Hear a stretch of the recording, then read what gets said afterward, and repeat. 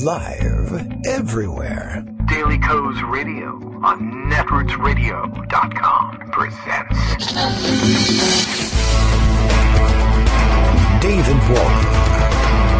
Kagro in the Morning Show.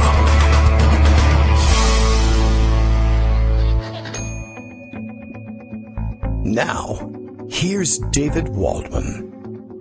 Hey, good morning, everybody. How you doing? It is Friday, November 2nd, 2018, getting closer and closer to Election Day. Last days of early voting in some places, I guess probably actually have already passed, but in some states, I don't know. Ones we were talking about yesterday with Greg, today is the last day of early voting. What was that, Florida, perhaps? I don't know. I better not give out advice if I don't know for sure. Anyway, the weekend is coming as well. We have to prepare you for the last weekend prior to Election Day.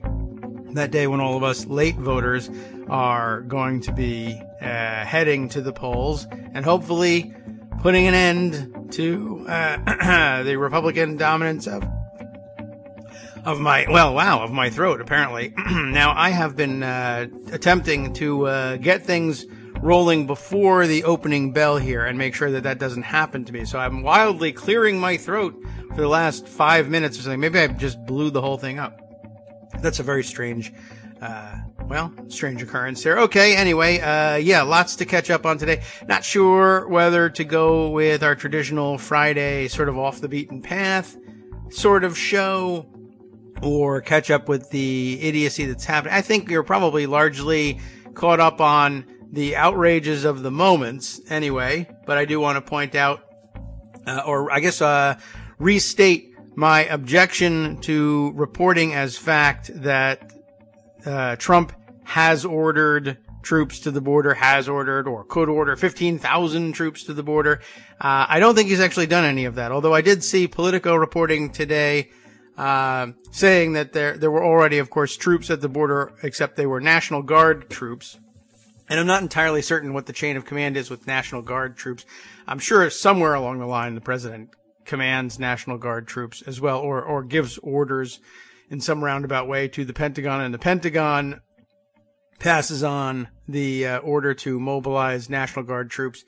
But I don't know. I guess those of you who are more familiar with the dispatch, I guess if you have a state of emergency, the president has more direct control over National Guard troops, but I was under the impression that very often they are under more direct control of the governors of those states, who may very well have sent them to the border. Anyway, the story was that there was really nothing for them to do there, not only because there aren't any, the migrant caravan about which we're all supposed to be obsessing is nowhere near the border, 1,000 miles away, with months ahead of them walking.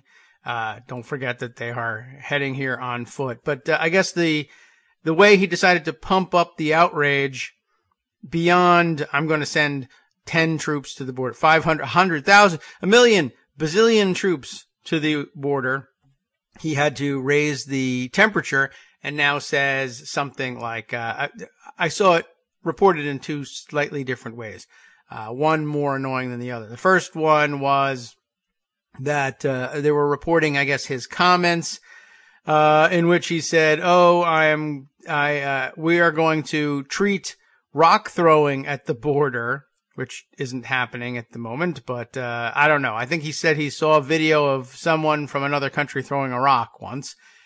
So rock throwing at the border was going to be treated as if they had fired a rifle on, I guess, presumably on our troops, which is a new and unique interpretation of things here. He says, because it's basically the same thing, a rock and a gun, and you thought he was only rewriting the 14th Amendment. Now he's rewriting the Second Amendment, which they love so much, this beautiful, beautiful amendment.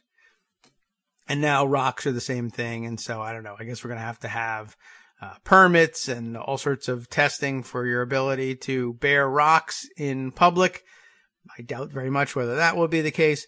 But I thought it was interesting. I mean, very illustrative of his sort of childlike approach to everything, or the why don't you just-ism that he exhibits on everything else.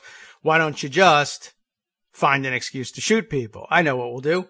We'll consider your throwing rocks to be firing rifles, because they're not the same thing, but I say they are. Just as I consider myself to be 239 pounds, So will I consider throwing rocks to be a rifle? Because as he actually tries to justify it, it's no joke. You get hit in the face with a rock. These are, of course, would be troops in body armor, helmets, maybe even with riot shields. Of course, they'll be fully armed. The idea that the rock is going to, find its mark and slay these troops like Goliath or something is, let's say pretty low percentage. Now, I also saw it expressed, I think it was Andrea Mitchell. Let's see, I'll see if I can open up my own Twitter feed here. I think it was Andrea Mitchell who had said, or she put it on Twitter this way. Yeah, there it is. More context. Donald Trump, using his Twitter handle, said that he has told the military to respond to any rock throwing by members of the migrant caravan as if it was an armed attack. They want to throw rocks at our military fights back. I told them to consider it a rifle. I think he has not. I think he has not told them this. I think he has stood at the podium and said, well, that's what we're going to do. But I don't think he's actually approached the military with that. The proper way of reporting that is, hey, that's probably bull, and I don't believe you, and I'm not going to report it. I don't think he's told the military that because I haven't heard the military laughing out loud so far.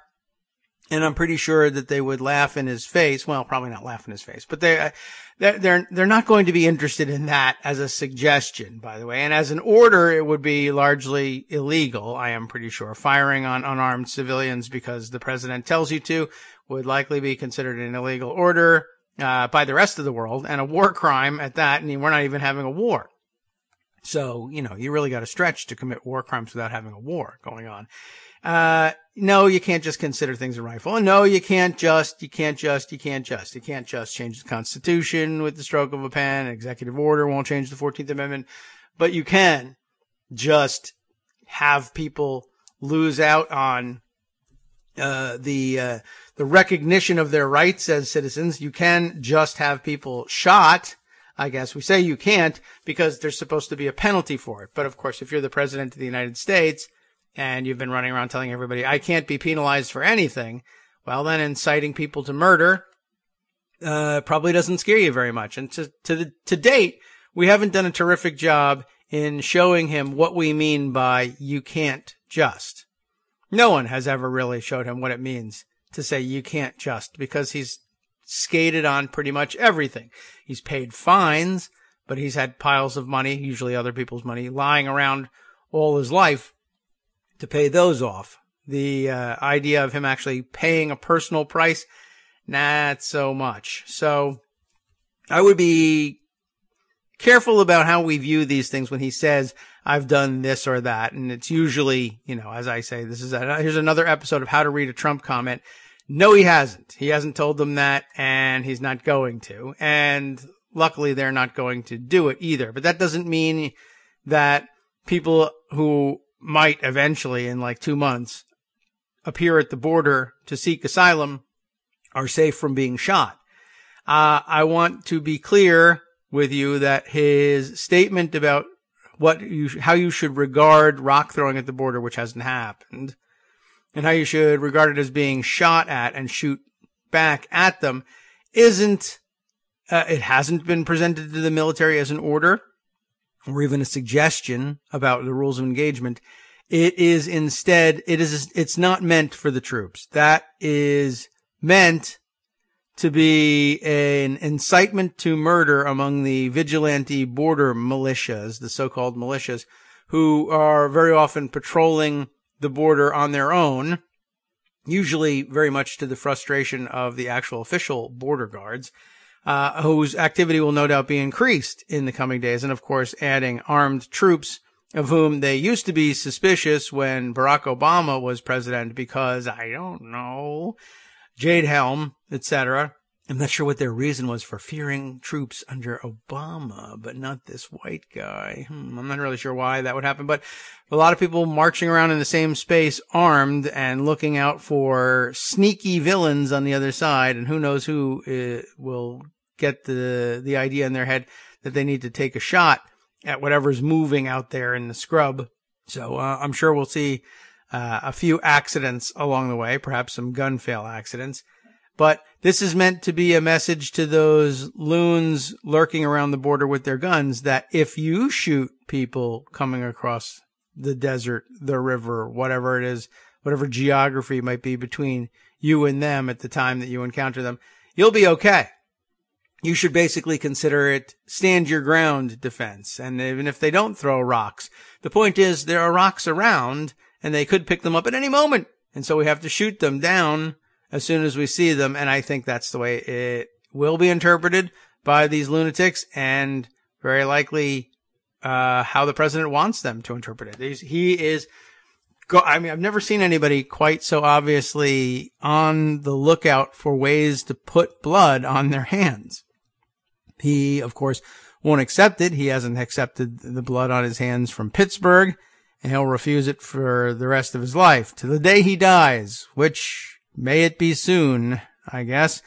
Not that it'll improve things very much to have Mike Pence, but at least he'll be quieter about things. And I think we've long past the point at which it was more beneficial to have the racism and bigotry out in the open. I think I prefer it quietly under the surface again. We'll know what's lurking beneath there and fight it appropriately, but I could use some time off from the overt racism. I hope you could too. I think we'll agree.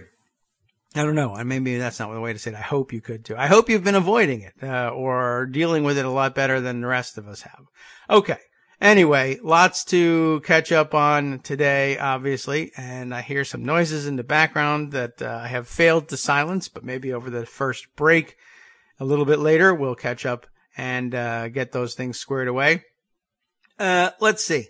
How shall we begin today? We have a couple of items up at the top because I stuck them away. Not something that I think is of earth-shattering importance, but why not start with it as a warm-up? I thought this was a weird one. Published in Quartz. Back to the Quartz, folks. Justin Rohrlich is the author responsible for this piece. Melania Trump spent one day in Cairo. Do we remember this? She was in Africa and on her way out, spent a day in Egypt and I guess went to the pyramids. And I mean, that's what I would do if I was spending one day in Egypt, I guess. And remember, she went dressed as the villain archaeologist from Raiders of the Lost Ark because she's super sensitive about native populations, etc. Plus, don't look at what I wear. Oh, don't look. Anyway, she spent one day in Cairo and the hotel bill was over $95,000. How do you do such a thing? And again, she spent one day in Cairo. That means, it's actually explained in the story. She didn't stay overnight, which normally when I don't stay overnight places, my hotel bill is $0. But not the case here. Melania Trump's stay in Cairo during her October trip to Africa cost taxpayers $95,050, according to federal spending records. The U.S. First Lady and her entourage racked up the tab at the Semiramis. I don't know how they would say that. It's what it looks like. Semiramis. Intercontinental Cairo. Semiramis? I have no idea how they would say this. Good question. I've never run into it, and I don't know if I would know how to pronounce a hotel where you can rack up a $95,000 bill. Oh, but look at this. They offer a room starting at $119. I could afford $119. The hotel's presidential suite can be rented for $699, which includes $156.50 in taxes per the property's website. I would never opt for the presidential suite. I thought the presidential suite would be, couple $1,000s. I'm impressed with the relatively affordable price of $699. I guess I could scrape that together, though I would never do it if there were a room available for $119. And really, if there weren't, I'd say maybe I don't need a hotel room. But anyway, so even at $699 a night, it's hard to get to $95,000. A spokeswoman for the First Lady says Trump was in Cairo for 6 hours and didn't actually spend the night at the hotel, which leads me to wonder why there was a hotel engaged at all. I wonder if it's even explained here, or if it's just a story about, they just spend lots of money for no reason. Although a 2017 Fox News analysis of White House staffing data called the First Lady's office, quote, one of the leanest East Wing operations in recent history. Sure, why not say that? Her bill at the unpronounceable, or by me anyway, hotel was significantly higher than the $77,345.35 that the government spent on her husband's, the president's, remember him, 2-night stay last July at his golf course in Scotland. What? Okay. With, among others, son Eric, Chief of Staff John Kelly, Press Secretary Sarah Sanders, and Social Media Director Dan Scavino. And why they're comparing a stay in Paris to a stay in Scotland, I'm not entirely sure, but he got to stay 2 nights. And of course, he owns the golf course. Did he stay at one of his own properties? Is this a story within a story? Did he charge himself for that? Or was that the security entourage? I don't know, but at least they stayed overnight, twice. The First Lady stopped in Cairo after touring Ghana, Malawi, and Kenya in an effort to demonstrate to the world that, quote, we care, unquote. That's funny, because of course your jacket says that she does not. When pressed by a reporter in Egypt on her decision, to wear a jacket reading, I really don't care, do you, across the back during her June visit to migrant children along the Texas-Mexico border, the former model replied, I wish people would focus on what I do, not on what I wear. Her plea apparently has not been heeded. Payment was made to the hotel in Cairo on September 30th, about a week prior to the First Lady's arrival on Saturday, October 6th.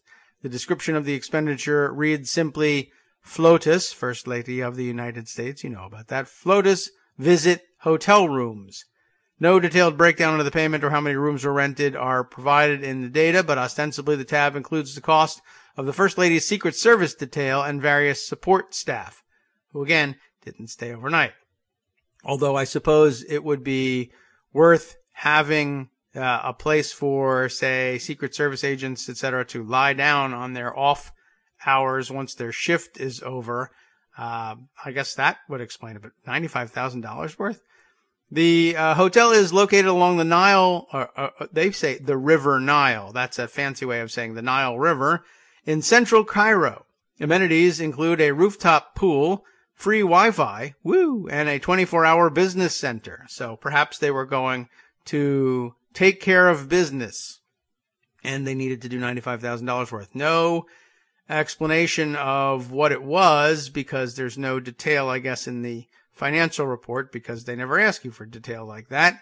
And we're just supposed to la-di-da our way through this, but this is the lowest possible priority, I think, for among all of the various scandals constantly swirling around Trump, his presidency, his family, et cetera, et cetera. So we'll never get to the bottom of that one. Just another source of endless frustration out there, something we can grind our teeth about. Let's see. Other stories circulating widely this morning, in case you're keeping score at home. The fact checker over at Washington Post, Glenn Kessler, with the help of Salvador Rizzo and Meg Kelly, says that President Trump has made 6,420 false or misleading claims over 649 days. I don't want to say over. If it doesn't say that, I'll be given a Pinocchio. That's a large number. If President Trump's torrent of words has seemed overwhelming of late, it has. There's a good reason for that. In the first 9 months of his presidency, Trump made 1,318 false or misleading claims, an average of 5 a day. But in the 7 weeks leading up to the midterm elections, the president has made 1,419 false or misleading claims, an average of 30 a day. Well, there's an increase then. That would be more, wouldn't it? That adds up to a total of 6,420 claims through October 30th, the 649th day of his presidency, according to the Fact Checkers database that analyzes, categorizes, and tracks every suspect statement uttered by the president, which is to say every statement uttered by the president. I hasten to add. The flood of presidential misinformation has picked up dramatically as the president has barnstormed across the country, holding rallies with his supporters. Each of those rallies usually yields 35 to 45 suspect claims, but the president has often tacked on interviews with local media in which he repeats the same false statements and gaggles with the White House press corps before and after his trips. So that adds up to 84 claims on October 1st, when he held a rally in Johnson City, Tennessee, 83 on October 22nd in Houston, 78 on the 19th in Mesa, Arizona. Put another way, September was the second biggest month of the Trump presidency with 599 false and misleading claims, but that paled next to October with almost double 1,104 claims, not counting October 31st, because we haven't been able to count those all up yet. The burden of keeping track of this verbiage has consumed the weekends and nights of the fact-checker's staff. We originally had planned to include October 31st in this update, but the prospect of wading through 20 tweets and the nearly 10,000 words Trump spoke that day was too daunting for our deadline. The president's proclivity to twist data and fabricate stories is on full display at his rallies. He has his greatest hits. 120 times he has falsely said that he passed the biggest tax cut in history. 80 times he has asserted that the U.S. economy today is the best in history, and 74 times he has falsely said his border wall is already being built. Parenthetically, Congress has allocated only $1.6 billion for fencing, but Trump also frequently mentioned additional funding that has not yet been appropriated. Oh, and also the tax cut you didn't get. But there are many curious moments, too, suggesting the president is walled off from contradictory information. In an interview with the Wall Street Journal, Trump emphatically denied he has imposed many tariffs. I mean, other than some tariffs on steel, which is actually small, what do we have? Where do we have tariffs? We don't have tariffs anywhere, he insisted. He's been running around saying, we have beautiful tariffs on everything now. What? The newspaper responded by printing a list of $305 billion in tariffs on many types of U.S. imports. Nearly 25 times he has claimed that the Supreme Court nominee Brett Kavanaugh was number one in his class at Yale University or at Yale Law School. The law school doesn't rank. And Kavanaugh graduated cum laude from the college, the third level below summa cum laude and magna cum laude. It's very nice and all, but it means you're not number one in your class. At the time, Yale granted honors rather liberally, so nearly 50% of the class graduated with honors, with half of those cum laude. How do you like that? This is one of those facts that can be easily checked with a Google search, yet the president persists, with his falsehood. Similarly, Trump attacked Richard Cordray, Democrat running for governor of Ohio, for having spent $250 million on renovating the building for the agency he once ran. Guess that didn't happen. The Consumer Financial Protection Bureau. Would have been ironic, I'm sure. Didn't happen. That's almost double the actual cost instead. Oddly, Trump added that after Cordray spent $50 million on some elevators, it turned out they didn't work. Okay. He just felt like saying that, I guess. Trump lives in expensive housing, but that's a fantasy. The most expensive elevator ever is the 1,070-foot high Bailong elevator set in a Chinese mountain range. It cost $20 million. He spent $50 million on his elevators, and they didn't work, which they do.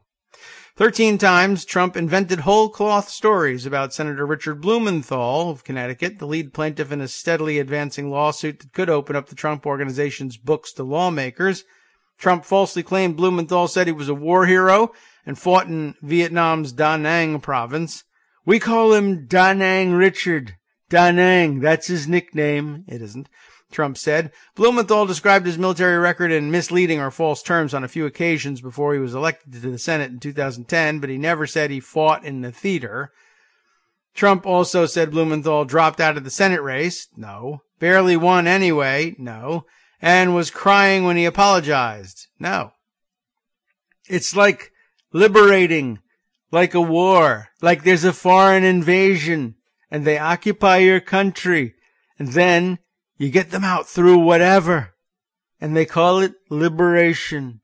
Trump declared in Wisconsin on October 24th, where was he? Mossini? I don't know how you pronounce that. Tell me, Wisconsinites. Mossini? Maybe there's two E's in the end, you see. Some audience members began yelling, "Get the hell out!" And it was not supposed to be for him, of course. But it might as well have been. I think it would be better served by screaming, "Get the hell out" to him. This is, of course, how MS-13 had to be removed by military force from millions of hamlets and villages all across America in the liberation movement. This dystopian vision of a violent gang overrunning cities and towns across the United States is, and this puts it mildly, divorced from reality. It's bat guano insane, and he deserves to be 25th Amendmented right out on his ass. And you can hardly miss his ass. MS-13 operates in a few areas, such as Los Angeles, Long Island, and in the Washington region. It's a gross exaggeration to say towns are being liberated from MS-13 as if they had been captured. And it's a gross understatement to call it a gross exaggeration. It's a effing hallucination at best. And there's no other way around it. It's not even at best. No, there's no debate about it. He's out of his gourd if he says it, much less if he believes it. Most striking, the tone of Trump's attacks on Democrats escalated the closer the election approached. The president always had slammed Democrats, but his rhetoric became sharper and increasingly inaccurate in recent weeks. Gee whiz. They want to erase our gains and plunge our country into a nightmare of gridlock, poverty, chaos, and frankly, crime, because that's what comes with it. He said on October 4th, the Democrat Party is radical socialism. Of course it is. Venezuela and open borders. It's now called, to me, you've never heard this before, the party of crime. It's a party of crime. It's what it is. And to pay for their socialism, which is going to destroy our country. Of course, maniacal, lunatic ravings. No surprise to any of you, I am sure. But, we're late with our music. How come that's not happening? There we go. Okay, well, we'll cut out a little earlier in the music than usual. That'll make for a editing nightmare later. I love that one in the sense that I hate that one. That's another one of those things that it's like, there's just no controls on this guy. I assume you hit back with that by just walking around saying the Republican Party is the party of rape, except you'd be a lot closer to being right about that.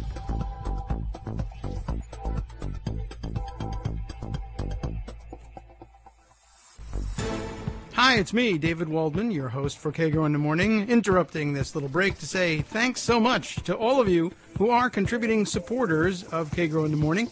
Thousands of you are downloading the show each day, but fewer than 1 in 25 regular listeners are donating to help keep us on the air. For the money you'd spend on a single 3-minute iTunes song, we bring you 2 hours of great news and entertainment every day, 5 days a week. Patreon.com, Patreon.com makes it easy.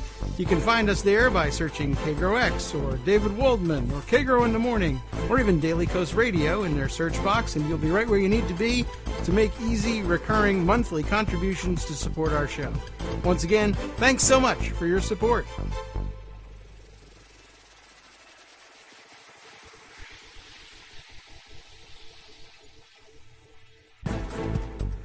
Welcome back now to the Kagro in the Morning Show here on Netroots Radio. It appears the lateness of the music's entry before may have inadvertently have us talking our way straight into the break. Hey, if you missed the chance to hear us on the way into the break, or we got cut off on our way into the break, where we left off, of course, on the list of the increased pace of Trump's lies, Trump's freelanced... no holds barred, I guess, approach to all this. Now it's just saying, you've never heard this before. To me, I call the Democrats the party of crime. And as I was saying, the temptation, of course, is just simply to call the Republican Party the party of rape. You would be much closer to the truth on that one. They keep getting in trouble for their weirdo definitions of rape or defining certain behaviors out of rape. And then, of course, getting accused of it as well, while spending most of their time trying to falsely accuse others of rape, even if they're not Democrats, even if they're Republicans, if they just simply oppose Trump, they get accused that way too. They finally did have that stupid press conference. Jacob Wohl embarrassing himself yesterday, if he's capable of that, in having his claims about Robert Mueller fall apart. Anyway, the concluding paragraphs of the fact checker's work here in the Washington Post tells us about the October 18th stop in Missoula, Montana, where Trump falsely said, "No one even challenges his description of the Democrats as the party of crime." Well, I just did. Democrats have become the party of crime. It's true. Who would believe that you could say that and nobody even challenges it? Nobody's ever challenged it, he said. But then he had an unusual moment of doubt. Maybe they have. Who knows? I have to always say that, because then they'll say they actually did challenge it, and then they'll say he gets a Pinocchio. So maybe they did challenge it, but not very much. And that might actually be true, because all there is to challenge it is to say, hey, that's not true. Here's a Pinocchio for you. And what does he care about getting Pinocchio? So in a way, he happens to be right about that last one. I don't know whether that got counted as a lie or not. It happens to be true. Okay. Man, he's an annoying son of a bitch, isn't he? Okay, let's see. Where were we? We were going to, look at this. I'm distracted by what's coming through in my email here. Other highlights of the day, or things getting traded around Twitter very frequently. I did see Greg, before reporting for duty today at work, tweeting around this piece, which caught my eye, also in the Washington Post. And you know how when they tweet their headlines out, you get the photo accompanying the story in the on their website, and this graphic, this photo caught my eye because it is, of course, a picture of Trump at one of his rallies, hand aloft in the air, almost in that Nazi salute, and then, of course, with the big graphic, or the big type across the bottom, says his struggle. Get it? Mein Kampf. Anyway, I said, what's this about? Trump deploys the fascist playbook for midterms.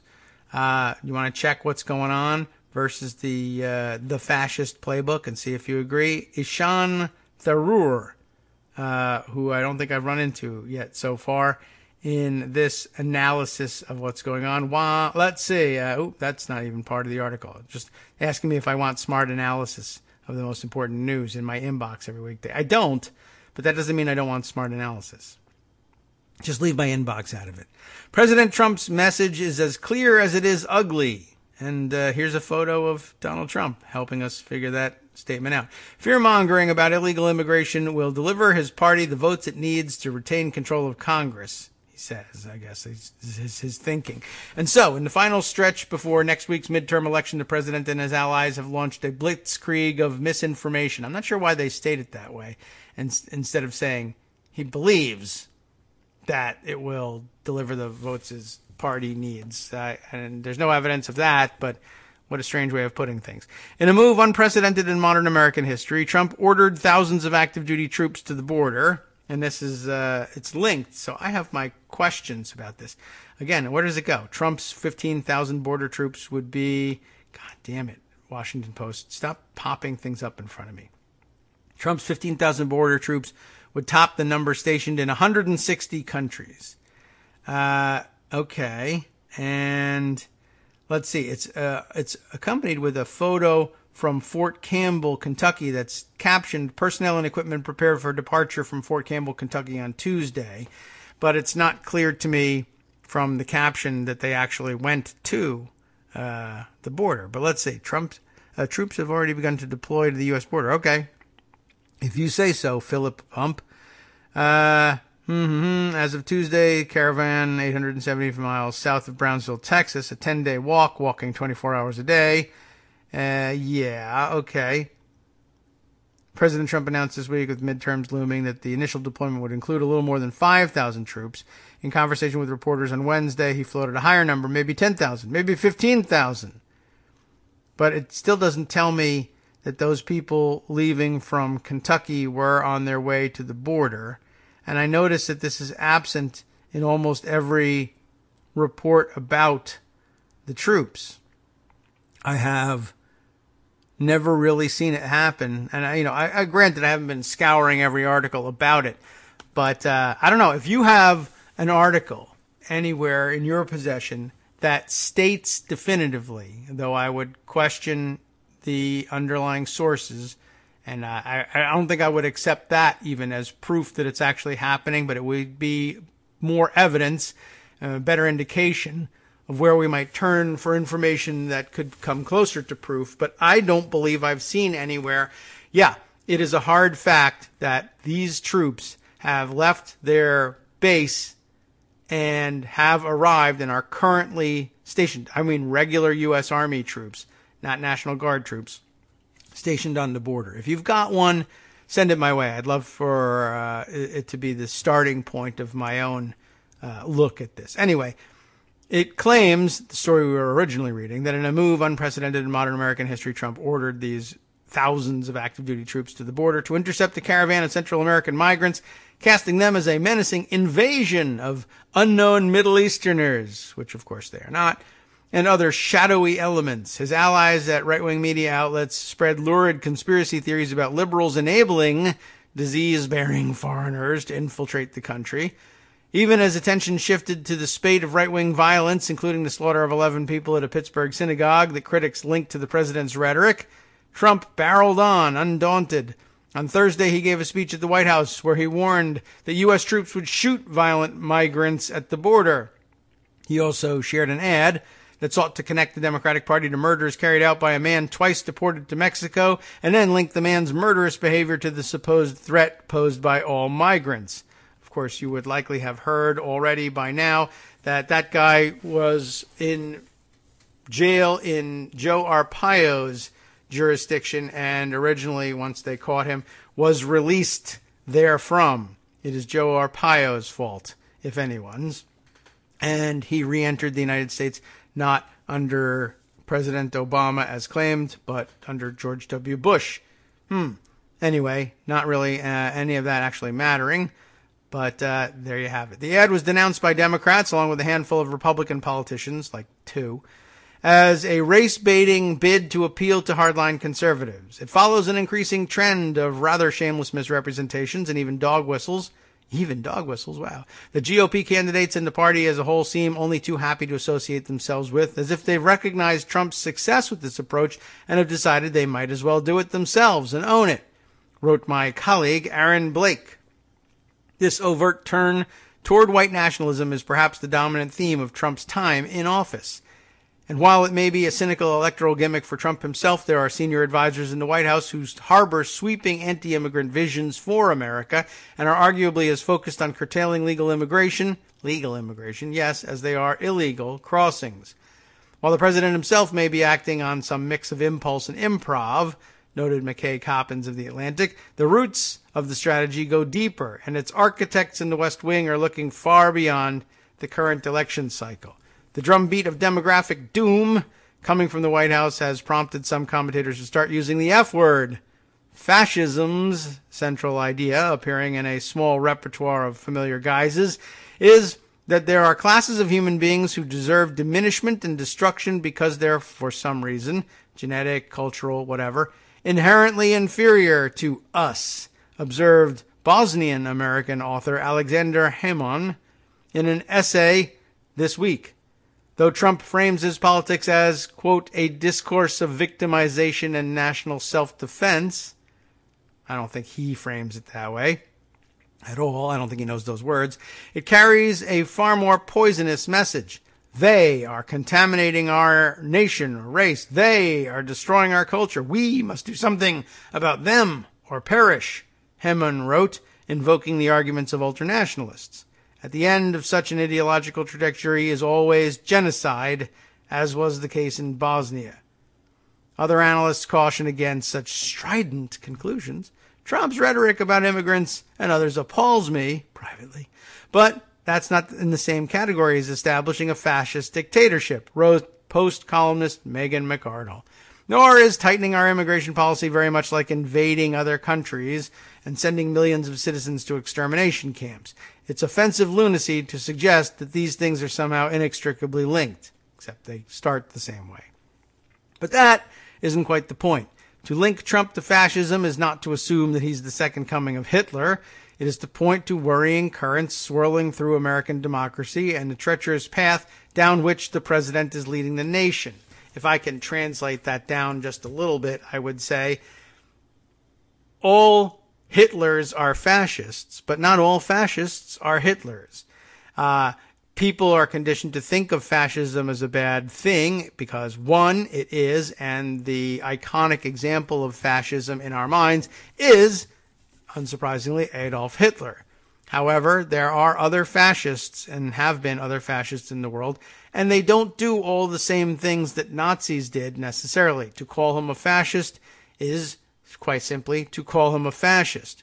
To call him a fascist and have you think we've called him Hitler incarnate, though sometimes the shoe fits, is just a huge mistake, and the basis of your own response, McArdle, is probably just inapt to this assertion. But okay, never mind. You didn't need to know that.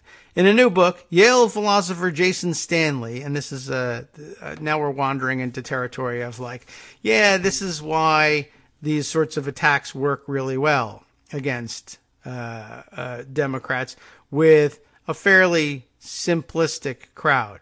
You're not going to really get anywhere saying, when I address the crowd, I'm going to be fascist. And well, let's get them. Get the hell out of here. They're coming with disease. They're the party of crime. They're horrible. And our answer is, well, in a new book, Yale philosopher Jason Stanley, and everybody immediately, of course, says, wow, philosopher named Jason. I can't wait to hear what this is all about.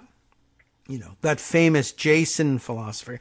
I mean, I'm sure Jason Stanley is a great philosophy professor or whatever, but, the point here really is, if you think you're getting out there, well, there are certain people, I'm sure, with whom this is persuasive, but they're the party of crime. We're going to shoot the migrants because getting hit with a rock is no joke. I'm going to send a bazillion troops there. We're going to kill them all. Get them, get them. Well, in a new book, Yale philosopher Jason Stanley connected Trump's demagogic instincts to earlier authoritarian moments. Really? Thank you. I mean, I'm glad someone's doing that, but and this isn't meant to be our, the Democratic counter strategy or anything. It's just weak broth. Really, honestly. I mean, you read what's happening up at top, and it's grating, to say the very least, understatement of the year. And then, well, here's the answer. In a new book, really, a new book. I should hit you over the effing head with this book. Is it hardcover? Oh, well, wait a minute. Philosopher Jason Stanley. All right, well, what does he say? He observed how Trump's stated mission to defeat Washington corruption, quote, drain the swamp, echoed the anti-corruption politics of the 20th century fascists who rode anti-establishment feeling to power only to engage in widespread graft of their own. This is important. It is. And it reminds me that I have in email a note that made the same point in a way. That is to say, they're going to drain the swamp only to engage in widespread graft of their own. Obviously, it has roots in, well, what I call gimmitarianism, and it's an important point to connect the rise of American fascism to the gimmitarianist idea that I've been expressing all along, and I'll get to that later.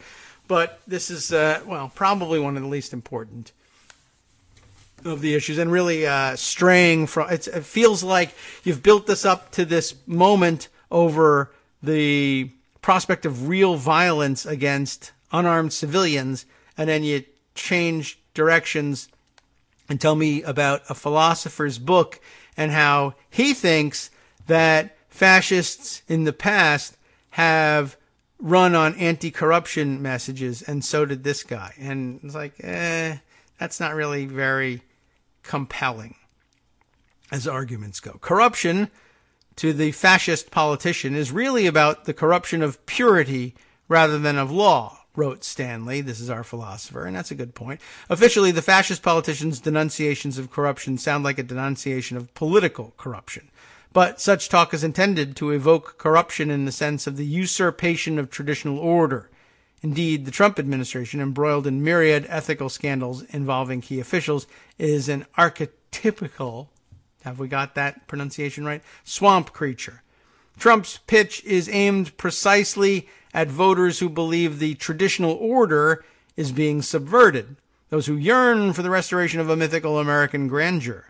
His critics have argued that he panders to such divisive ultranationalist sentiment because his party is fighting a losing battle on key issues such as healthcare and taxes.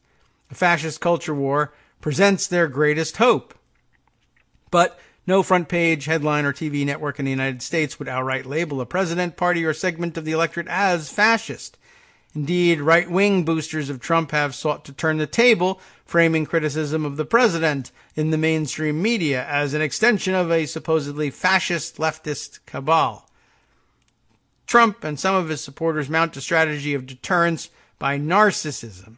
If you note our debts to fascism, we will up the pitch of the whining, wrote historian Timothy Snyder, helping no one with his phrasing, of course, an expert on the atrocities carried out by both the Third Reich and Stalin's Soviet Union. Thus, he continued, also helping no one, Trump can base his rhetoric on the fascist idea of us and them, lead fascist chants at rallies, encourage his supporters to use violence, praise a politician who attacked a journalist, muse that Hillary Clinton should be assassinated, denigrate the intelligence of African Americans, associate migrants with criminality, run an anti-Semitic advertisement, spread the Nazi trope of Jews as globalists, and endorse the anti-Semitic idea that the Jewish financier George Soros is responsible for political opposition. But he and his followers will puff chests and swell sinuses if anyone points this out. Oh no. Well, that'll learn them, now that we've committed that to writing. Trump's attacks on journalism he doesn't like as fake news follow the Nazi tactic of berating the Lügenpresse, or lying press, the phrase that has returned to the political conversation in such countries as Germany and Austria and the United States. Believe it or not. And they love using that word. It's one of Richard Spencer's favorites. With the resurgence of the populist far right, Trump blames the press for attempts to murder members of the press, Snyder wrote. He seizes the occasion, look what you made us do, I guess, as always, to present himself as the true victim. The facts hurt his feelings. Voters may add to Trump's pain next week. And I recommend that you do just that. All right. I mentioned that I had a note in email that reminded me about this. And let's see. Yes, there it is. Mention of one or more of the books. And I don't know. I mean, I haven't got explicit permission to share the letter, and I suppose I should have asked about that. But one of our frequent contributors in the early days of recorded segments, John Ronald, you may recall. It's been a while since we heard from you on tape, John, and maybe you want to give that another crack here. But he's mentioned here Tim Snyder's book that we were just reading about. I know there was the philosopher Jason, of course, but yeah, let me. Where did that go? Did I lose control of that? Yeah, all right. Well, I scrolled all the way to the top of it again, I guess. But it was Tim Snyder, wasn't it, that we were just reading at the end of this? Stanley. Jason Stanley was the philosopher. I'm scrolling through just to make sure we've got that right. Yeah, historian Timothy Snyder. And that, so I don't think we had gotten to that point yet, had we? But anyway, I guess I had already heard, we hadn't mentioned Snyder yet when we first heard about, or first got the tip from this article about the Gimmitarian notion of things. John had written, he's been reading a lot about historical and contemporary fashionism. Tim Snyder's The Road to Unfreedom, which contains a section on homegrown Russian fascist thinkers, is an excellent read that I just finished. So John recommends Tim Snyder's book, although I unrecommended it by saying it was unfairly, labeling it as a ridiculous egghead non-response to actual fascism, which it is. And I mean, I don't think Tim Snyder would stand there and say, yeah, if you read my book, you'll disarm fascists. That's clearly not what the point of the book is. And I'm missing it on purpose. But anyway, it was interesting. John went on to say that along with the Goebbels Hitler tactic of the big lie, He says, it suddenly struck me that fascism represents, if you will, peak gimmitarianism. A willingness to literally say anything in the moment for the sake of power, regardless of moral consistency, intellectual honesty, etc. To fascists, those values are for chumps, and the proper response to being called on for this hypocrisy is derisive laughter, and who cares, a big shrug, etc. They're not arguing in good faith, and thus formal, rational debate with them is either pointless or counterproductive, which is why I think Antifa, the anti-fascist, has a point about no platforms for fascists. Well, that is an interesting viewpoint, and I'm just sort of, let's see, I want to see, is there anything more that we ought to, I guess without permission, I don't want to go too far into it, but I've blown it already by assuming permission, but I thought this was a good point, and I was anxious to share it. If I have insulted you in some way by doing so, John, I apologize. But I thought those were some great points. That actually serves as a pretty decent transition out, though, to something that I've been planning on sharing. But, man, there's so many other things out there that I feel like I'm not doing justice to some of these other stories, and I'm afraid of not getting them to you in time for you to feel like you've heard about the news before the news breaks wide. However, I think I'm going to do it anyway, because it's Friday, and that's how I'm going to approach it. This is something I've been thinking about for a long time, and I think I first thought about sharing. I mean, as soon as I read the article, I said, well, that's interesting. I put it in Pocket because that's where I save articles of interest to me for various reasons, so I really never thought I would get to it on the show originally. But in reading about some of the antics of the Proud Boys and others of late, and wondering, well, what's the proper response to somebody like that? I mean, obviously you can't wave a philosophy book at them and have that change anything, and that's the same issue that you have with with any of them, really, whether they're Proud Boys or not. And I hesitate to say that the proper response is simply organization along perhaps similar but opposite lines, although I didn't need to tell that to the Antifa folks, anti-fascist people who were A, already organized along those lines well before Trump, of course, and B, weren't going to listen to me no matter what I have to say about what they ought or ought not to be doing. It's not me, but it's not necessarily the wrong thing. But it made me think about this. And then finally it kicked into high gear again in the wake of last week's shooting in Pittsburgh. Just in terms of, at the very least, in terms of recapturing, I guess, sort of a lost segment of Jewish history, partially Jewish American history, but also European Jewish history, that I thought was fascinating. This is Molly Crabapple's. Does she say Crabapple, or does she say like Crabapple, like the woman in the character in The Simpsons? Molly Crabapple, I guess, who wrote this piece in the New York Review of Books, which made me excited because I thought, oh, there's a book on this. I might read a book again, even though books don't typically help you with fascists, but it's actually just an interesting article. I don't think there's a follow-up book about it. My great-grandfather, the Bundist. Have you read this one? I don't know how widely read this piece was, but it was really kind of fascinating. Now, our break is coming up, but I'm going to start anyway, and we'll just continue on the other side. Something I didn't really know anything about, and so I'm glad that this brought this to my attention. It opens with this quotation: "There, where we live, that is our country." The motto, that is, of the Jewish Labor Bund.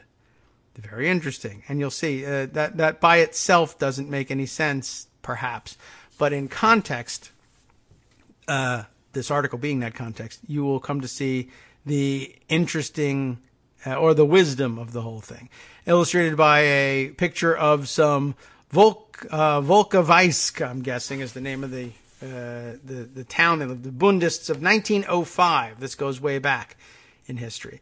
During his elder years, this is the setup of the piece, my great-grandfather, the post-impressionist artist Sam Rothbard. Do any of you recognize the name? I'm sure there's art lovers out there who know what they're talking about and say, oh, wow, interesting. Well, he tried to paint back into existence the murdered world of his shtetl childhood. That would be the Jewish ghettos of Eastern Europe, shtetls in Yiddish.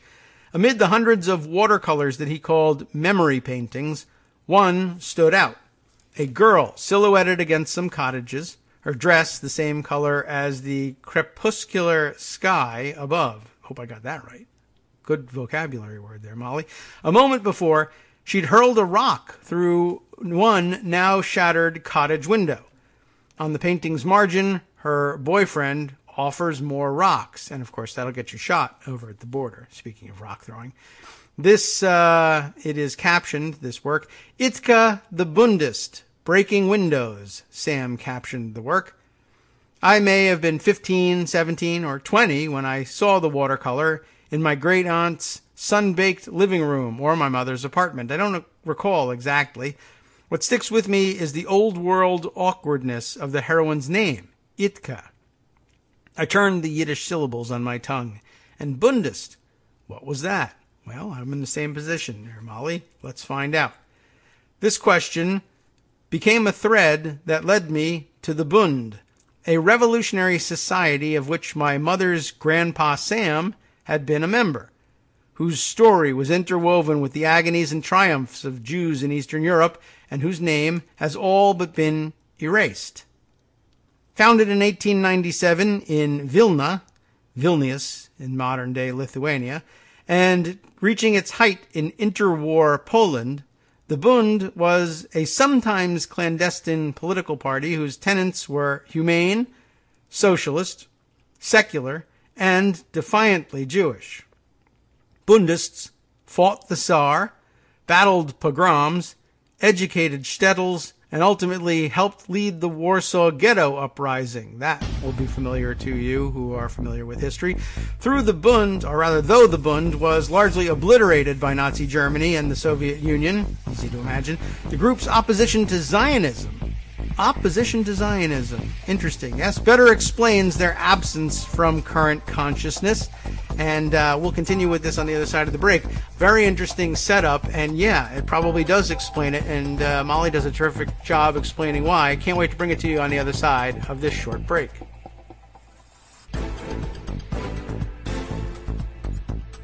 Welcome back now to the Kagro in the Morning Show here on Netroots Radio. Let's continue with, I think, this very fascinating read of my great-grandfather, the Bundist, Molly Crabapple, and her discovery of a lost chapter, an erased chapter of Jewish history, a murdered chapter of Jewish history.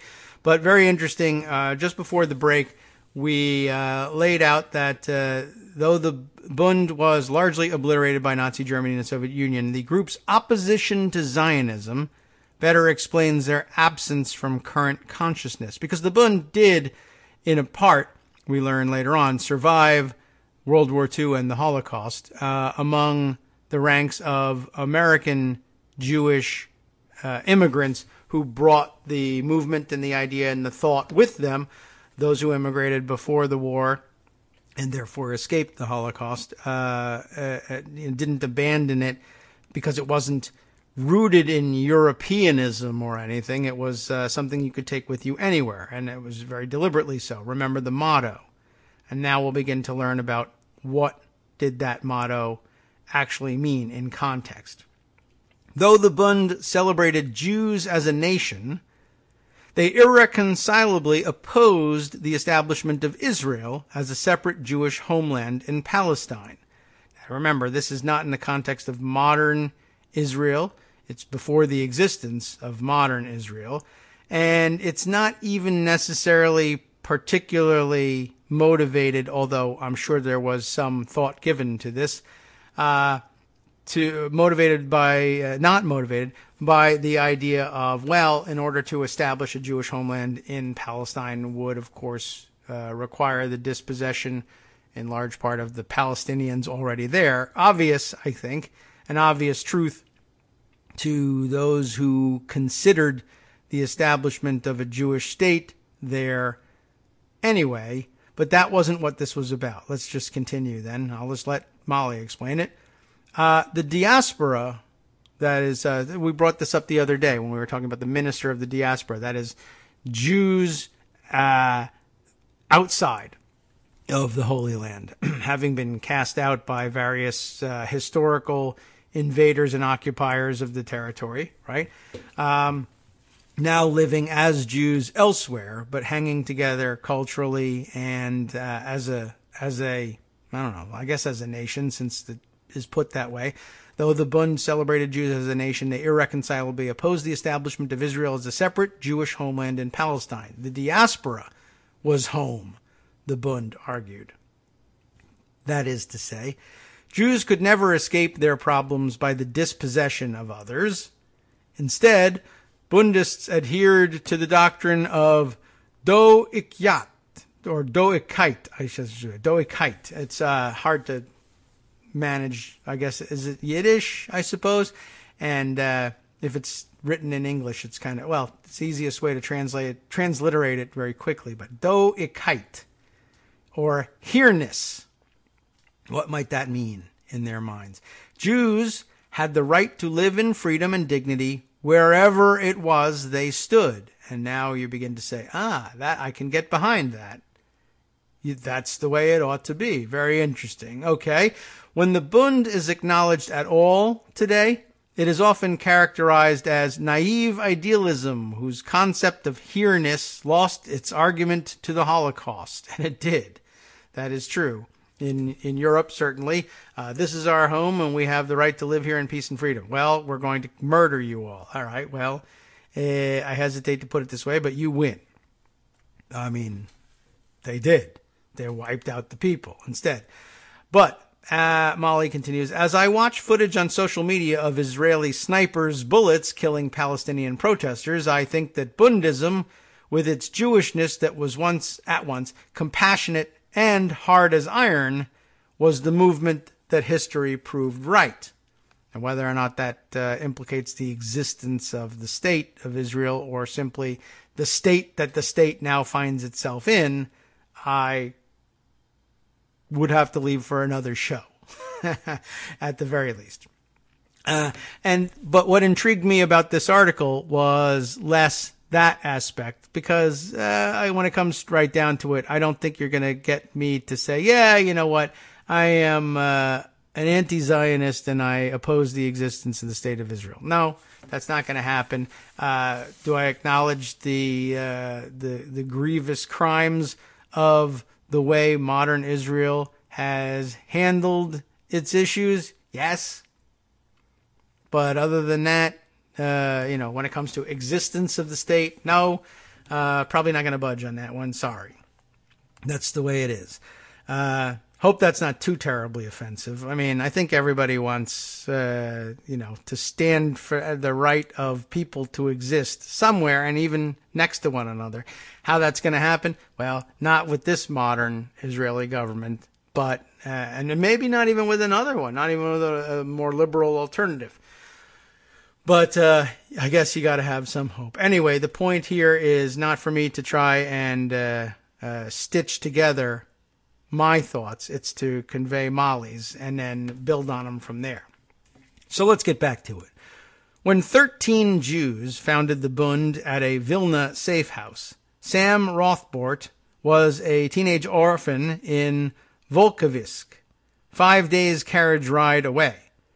His was a typical town in the Pale of Settlement, the impoverished western provinces of the Russian Empire, to which Jews were confined by Tsarist diktat. In the Pale, their lives were horribly marred by childhood military conscription, bans on employment, education, and land ownership, and most devastatingly, by state-sponsored pogroms. I know a little something about this. This is where a large part of my family comes from. And so it doesn't come as any particular surprise, but it raised eyebrows because I said, I wonder how much of this story reflects the early history of my family and the way they might have thought of things at the time. Would they have been Bundists? I'm not really sure.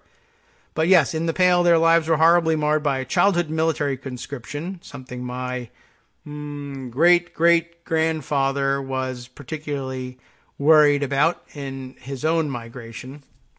And bans unemployment, also a problem for him in many cases. Education and land ownership, and most devastatingly by state-sponsored pogroms. Hey, they sucked, didn't they? These two, oh, by the way, I'll just add to the other things that kind of sucked about living in the Pale of Settlement. If you're doing the genealogy of your family coming from out of the Pale of Settlement, sometimes you'll find it particularly nettlesome as you try and figure out, one, who's who, and two, where the records are. A lot of times, large swaths of the Pale of Settlement and the surrounding region where most of Europe's Jews actually lived at the time, because it changed hands so often, depending on what era you're looking for records in. Those records could be in Vilnius in Lithuania. They could be in Warsaw when it was Polish. They could be in Kiev when it's Russian Ukrainian. It could be in elsewhere when it was Austro-Hungarian. So that's difficult, but also just sort of more to the point of how crappy, how badly they were treated there. A lot of times, the ruling regime refused to acknowledge Jewish weddings, Jewish marriages, as legally binding. They were termed ritual marriages, and the children very often ended up, to the extent that they were given surnames at all, and for a long time, Jews in the Pale of Settlement, did without, which didn't help things very much in terms of the research, but they very often got tagged with the mother's maiden name rather than their father's name, sort of as an additional dig here. Your parents aren't actually married. You got married as Jews, and we don't recognize that. And that's just another thing on top of it. But I would say pogrom's probably worse than that. Yes. Anyway, these two made their way into Sam's memory paintings, to return to our story. In his watercolors, Russians slash feather beds and burn houses. The whirl of goose down and fire stand in for the rape and murder taking place out of frame. Stylized violence alternates in these images with more quotidian humiliations. Jew, take off your hat, the Russians bark in the title of one watercolor. The Jews submissively comply. Sam lost his mother at a young age in a cholera epidemic, and his sole education came from the synagogues where he used to sing. After his voice broke, he was forced to apprentice himself to a leather worker. While he wrote of his hometown's beauty with a sensuous nostalgia, the photos of turn-of-the-century Volkovisk that survive in archives don't support that rosy view.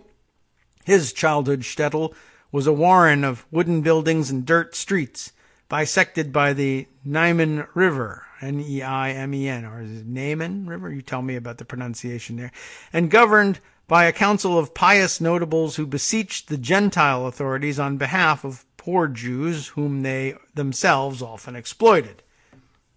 Same old story, of course, everywhere. Yiddish was the language of the shtetl, and the synagogue the town's intellectual center.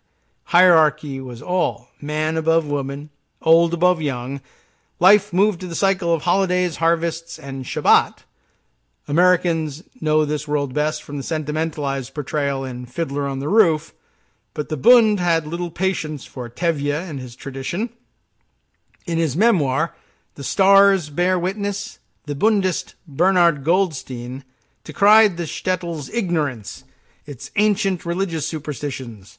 Theirs were the new ethics of the brotherhood of man, of mutual respect, and of the dignity of the individual. Months after the Bund's founding, its agitators traveled to Volkovisk, where they spread the doctrine of labor rights among the young apprentices, like Sam, which was probably boo for the masters in this situation. Under the Bundists' influence, the apprentices went on strike. The bosses, yes, Jewish bosses, brought in strike breakers. Okay, that happens everywhere. Running battles spilled from the streets into the synagogue itself, where Bundists and the employers' goons went after each other with clubs in scenes Sam later reimagined in watercolors. Not that Sam stayed on the sidelines, simply looking on. I took part in strikes and sabotage, Sam later wrote. I became a revolutionist. The violence won the apprentices a radical new right, Saturday evenings off of work. How nice. Buoyed by this success, Volkovisk's Bund grew into a conspiracy of some 80 members, many recruited through the group's Yiddish library. Anyone could read the Jules Verne translations, but promising visitors were loaned banned copies of Karl Marx's works. Despite their status as an illegal political party, in summer they gathered beneath a red flag in Samokoven forest and sang Die Shuve, the Oath, the Bundist anthem, which is quoted here. The red flag is high and wide. It waves in anger. It is red with blood. Sounds angry. Says anger right in the middle. There, they plotted more ambitious exploits. They robbed the government alcohol monopoly in Isabellen. During strikes, they slashed phone lines, smashed up factories, beat scabs. Sounds tough, right? You don't think of Jewish people this way anymore. They ambushed prison convoys, threw powdered tobacco, which was like an improvised pepper spray, into the faces of the drivers and liberated their arrested comrades. They sawed through the cell bars of their friend Burl Zukin. When the cops came looking for him at a comrade's house, he stole out, dressed as an old woman, into the open night. These are sort of exploits you don't hear very much about.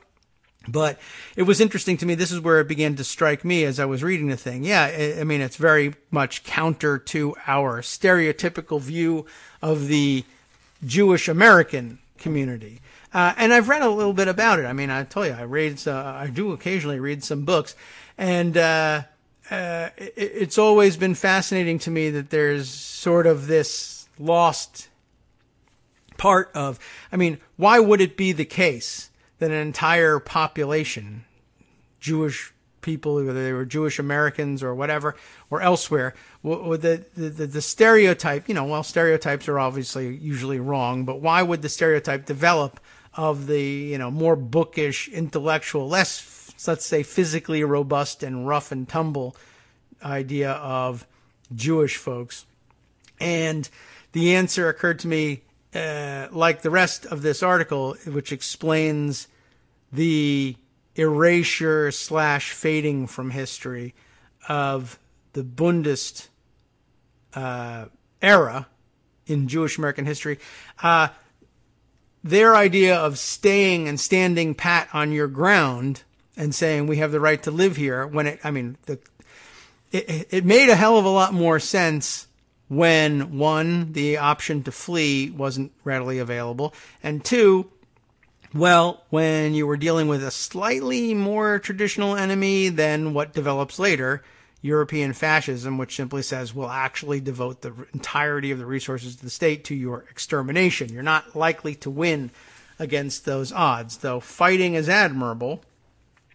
But what ended up happening here basically is Jewish Americans, what became the American Jewish community, largely, I would guess, was self-selected from among those who didn't adhere closely to the philosophy of standing and fighting and making this place your own rather than seeking someplace where they might be safer. And so those who were determined to stand pat and fight did stand pat and fight, but died in so doing, whereas those who left for America, and in some cases Palestine, where they also stood and fought, those who made their way to America were those less likely to do that and less likely to believe in that as the stance they ought to be taking, and I guess therefore give rise to the stereotype that way of the more bookish, more intellectual and less physically robust and rough and tumble Jewish community. Certainly the Jewish community as a whole, like any other community, will have elements of both. The rough and tumble element, though murdered in situ, I guess, if that would be the right term, whereas the other faction largely made their way to the United States. Think about that. That's a weird twist of history. All right, back to the story. In 1902, the year one of its members shot and wounded the hated governor of Vilna. The Bund was Russia's only Jewish revolutionary party, and it was a time of revolutionary parties, wasn't it, in Russia? No other group could compete with its illegal printing presses, its smuggling networks across the Pale of Settlement, its pogrom-fighting militias funded by contributions from the diaspora. At that time, Bundists made up a third of the prisoners in the Tsar's camps in Siberia, and the organization grew as its members traversed the Russian Empire on the routes of forced exile and escape. By 1904, that's some number there, a third of the Tsar's prison camps were Bundists, a particular strain of Jewish Europeans. By 1904, the Bund had 35,000 members. That's some explosive growth.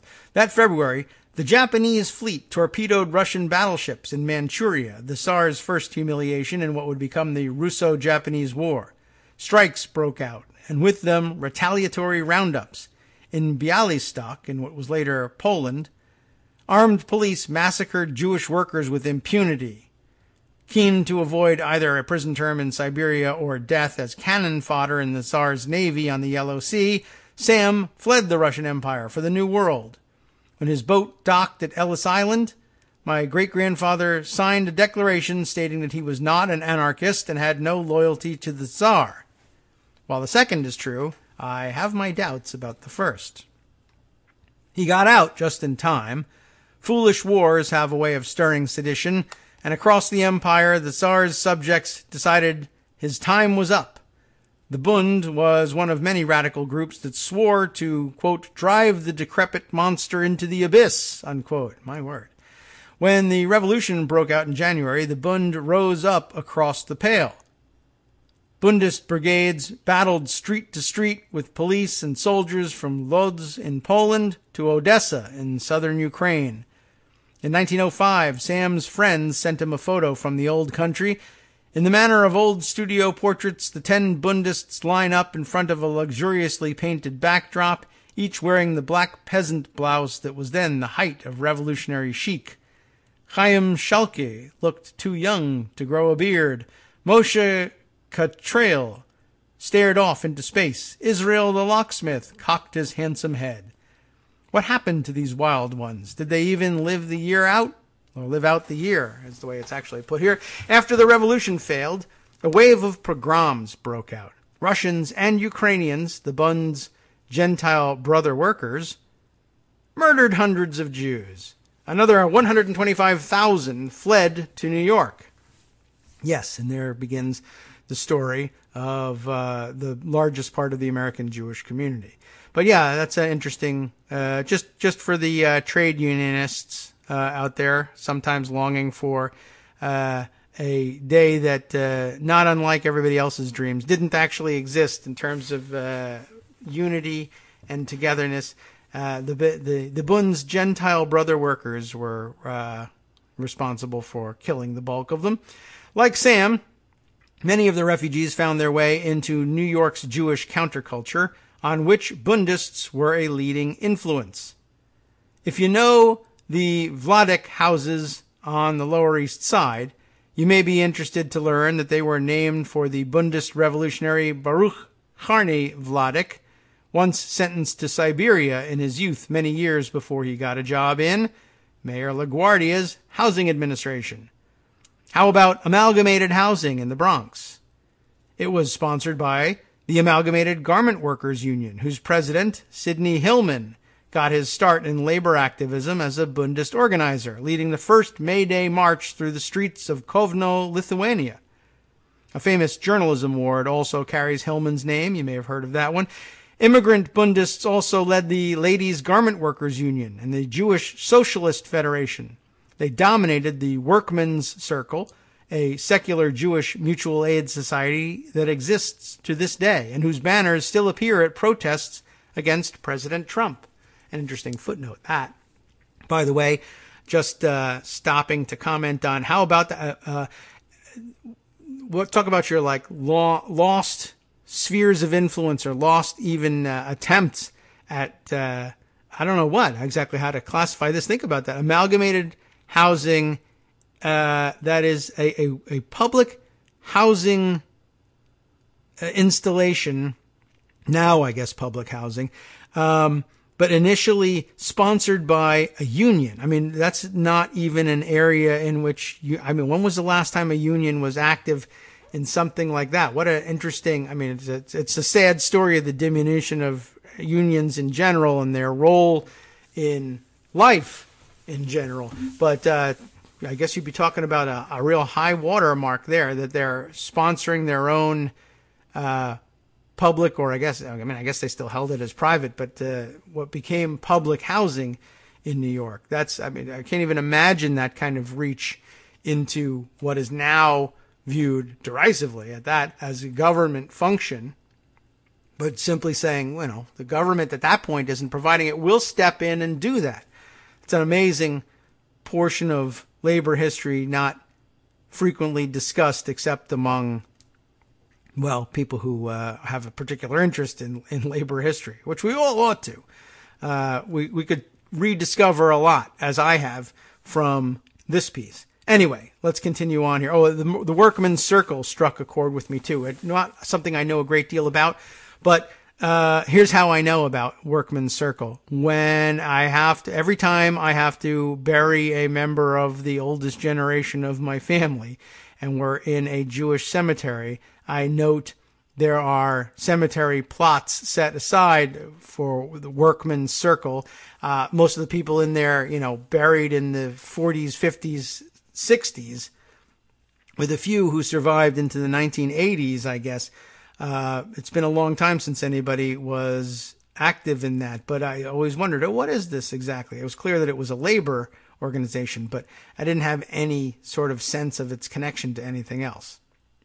And the fact that it only existed in my mind in a cemetery didn't help very much. Anyway, this milieu eased Sam's integration into the new world. He joined the workman's circle and began each morning reading the red Yiddish of the Jewish Daily Forward. Forward still exists, of course. He became a vegetarian, interestingly, a pacifist, and an artist. With my great-grandfather safe in Brooklyn, we must turn elsewhere for the next chapter in Bundist history. Enter Bernard Goldstein, head of the Warsaw Self-Defense Militia and author of the memoirs 5 Years in the Warsaw Ghetto, The Stars Bear Witness, and 20 Years with the Jewish Labor Bund. Comrade Bernard Goldstein never knew Sam Rothbart. He was 7 years younger and in many ways Sam's opposite. He was a party man, not an incorrigibly individualistic artist, and a street brawler, not a pacifist proto-hippie. Born in a village outside Warsaw, Goldstein joined the Bund in 1902 at the age of 13. Kids grew up quick then. By 16, he had survived one stint in jail. For a keepsake, he had the scar from a prison guard's saber on his chin. He spent the next decade escaping jails and organizing unions, then fought in the revolution of 1905 that Sam so narrowly dodged. In 1915, during a stint in Siberia, he earned his place in legend. A commissioner condescended to Goldstein. Goldstein slammed the kerosene lamp over the commissioner's head. The commissioner retaliated harshly, as you might imagine. But like most Bundists, Goldstein had a compassionate streak. When the January Revolution broke out, the prisoners overthrew their guards, tied the commissioner to a tree, and presented him to Goldstein to execute. Goldstein refused. The revolution, he declared, must be humane. What a change. Thence to Kiev, where he led a militia in 1917 and obtained a post on the municipal council. But the utopian bloom soon came off the revolutionary rose as Russia descended into terror, repression, and civil war. The day is not far off when we will see revolutionary tribunals in which the more kosher Bolsheviks will execute the more suspect. The circle of kosher or authentic socialists grows narrower. Bundist leader Vladimir Medem wrote at the time, in 1921, the Bolsheviks dissolved the Bund along with all other political parties. Disgusted, Goldstein returned to Warsaw. His group may have been dead in Russia, but it flowered again in the newly independent Poland. Now, of course, we bump up against our last break. But we'll continue with this story and probably more thoughts on it shortly thereafter. We'll give you a teaser of what's coming up next now that the chapter moves to Poland. In Warsaw, Goldstein moved among a Jewish working class. Yes, there was one. A Jewish working class, the memory of which has gradually disappeared among their upwardly mobile American descendants. These Jews were butchers, droshky drivers, seamstresses, prostitutes, and porters, the goods of the city strapped to their backs. These were tough, ill-educated, often violent men and women who drank with gangsters, settled scores with knives, and gave each other mob-style nicknames like Yankel Scar. It doesn't sound all that tough with Yankel in there, does it? Or Schleime the Bone. How about that one? Any better? Hi everybody, it's me, David. Let's change things up from the old fundraising pitch for just a minute and talk instead about how you can be a part of our show. If you've got a smartphone or any other electronic recording device, why not sit down and record a segment for us? Read us an important article and give us your take. Read one of your own original essays, or even just give us your commentary on something you'd like to share that's important to you. Then send the file to me at kagrox@gmail.com and I'll try and work it into the show. Short segments, a few minutes in length, are easiest to fit in. And of course, I can't always guarantee that I'll be able to play everything, but if you've ever shouted at your radio or TV about something you wish was being covered, here's your chance to change that. Make the show your own. Send your submissions to me at kagrox@gmail.com.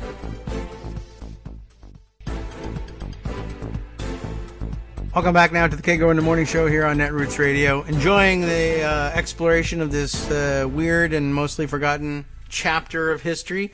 I hope so. I mean, it's not necessarily the latest news. Won't necessarily change the way you approach the weekend, although honestly your concentration ought to be on helping get out the vote and making sure those who can still vote early take care of business and those who cannot are absolutely ready to go and have a ride to the polls if necessary on Tuesday. But yeah, this was interesting to me. This has been nagging at me to share with you for some time, and you can't stop me is basically what it comes down to. So there. I'm fascist when it comes to this. Anyway, we left off learning about the interesting mob-style Yiddish nicknames of Yankel Scar and Schleime the Bone, but don't laugh too much. Of course, I mean, it's not entirely foreign to the American experience. Jewish tough guys, Jewish gangsters, well, more or less died out by the 50s, but there was a pretty serious Jewish mafia in my area of northern New Jersey, which I guess if you look at the fictionalized world of The Sopranos, even one or two of the Jewish gangsters survive into the modern era, right? But among the real-life gangsters, Meyer Lansky, Ben Siegel, Bugsy Siegel, right? And Longy Zwillman, not as well known as the other guys, but Longy Zwillman, I think I've brought up on the show before, but a big-time mobster, bootlegger, and mafia boss who made his home in West Orange, New Jersey, right next to where I lived, although he was dead by the time I lived there, but in West Orange. He had a big, like, brownstone mansion on a private street that I guess eventually he had other neighbors move in on. That. My house was literally next door to what was, at that time anyways, not at that time, but before then, Zwillman's mansion. He was long gone by then, but yeah, he was murdered there, by the way. And I think I've brought this up, I said, on the past in the show. So if you've been listening since forever, you will be somewhat familiar. It'll ring a little bell. Anyway, back to the story. Goldstein and his comrades organized these rough proletarians into Bundist unions, which by 1939 represented nearly 100,000 Jews. Not content with economic justice alone, the Bund created a parallel culture of progressive newspapers, theaters, libraries, and secular Yiddish schools. A Bundist could send their child to SKIF, S-K-I-F, a acronym, a socialist scout group, then to the Bundist Youth League, Zukunft,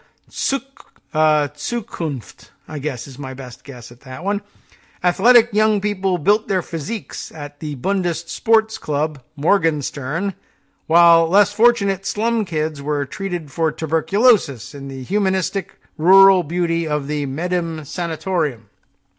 At least a big prize for those with tuberculosis. Booby prize there. Don't worry about it. You get to go to the beautiful Medem Sanatorium. That doesn't sound like a great prize, but okay. You're starting off with tuberculosis. You're behind the 8 ball at that point. We were a nation within a nation, formed and tested in 1,000 years of struggle, cherishing our heritage and the rights that we had wrested from our unfriendly hosts, Goldstein wrote. Now we're getting into the real heart of what the Bund was about. Archival photos bear testament to this world's richness. Bella Shapiro, one of the Bund's countless women leaders, addressing a May Day demonstration in Lublin in 1936. Bad timing. Red flags fluttering with gold fringe and elegant Yiddish letters. Unionized workers raising their fists. Jaunty girl gymnasts in shorts, hearts pinned to their midi blouses. Young men boxing at the beach, grinning and tanned. These images of the bucolic wholesomeness are so poignant because we know, for so many of them, how the story ends. The Bund always had plenty of enemies. Organized crime actually was one. Hasidic Jews, angry at their anti-religious provocations, were another. Then there were the factory owners, of course, and the card-carrying anti-Semites. The Bund's enemies were not only on the right. Soviet-backed communists attacked the Bund with campaigns of infiltration, sabotage, and murder. But while Bundists and communists battled in the streets, the group's main intellectual adversaries were the Zionists, who saw their Eastern European home as exile from the Promised Land. Knowing that new nation-states were always created atop the blood of others, the Bund foresaw the fatal conflict involved in establishing Israel, which would lead to perpetual war with its neighbors and those it had dispossessed. Zionism means a fight against the Arab masses, wrote the Bundist intellectual Moshe Olgin in 1929. They are to be deprived of their land and the Arab working masses enslaved. The intellectual arm, then, of the Bund could see what was coming. It seems to me, from my first reading of the piece, that the chief drive was the chief driver of their anti-Zionism was more about what need do we have of this. We ought to instead be concentrating on making life livable here where we are. We have a right to be here, and we ought to assert it rather than, put our energies into creating a homeland, mostly from whole cloth, to retreat to later on. The Bund also saw how Zionism could play into the hands of Polish racists. In 1937, we're getting close to the bone here, 1937, the political party Obóz Zed, oh my goodness, it's Polish here, Zjednoczeni, forget it. What am I supposed to, I can't pronounce any Polish for you. The political party that translates to Camp of National Unity, thankfully, is here in parentheses for us, called for the expulsion of 90% of the country's Jews, whom it regarded as aliens. When Zeev Jabotinsky, the founder of revisionist Zionism, visited Vilna that year, the Bund organized protests against the man they denounced as the spiritual father of Jewish fascism. How do you like that? Whereas the OZN, that's the Camp of National Unity Party, wanted to deport millions of Polish Jews, Jabotinsky called for their evacuation, a fine distinction the Bundists did not appreciate. We are citizens with equal rights in this country, one flyer read. As it turns out, not so much, but it was a nice thought.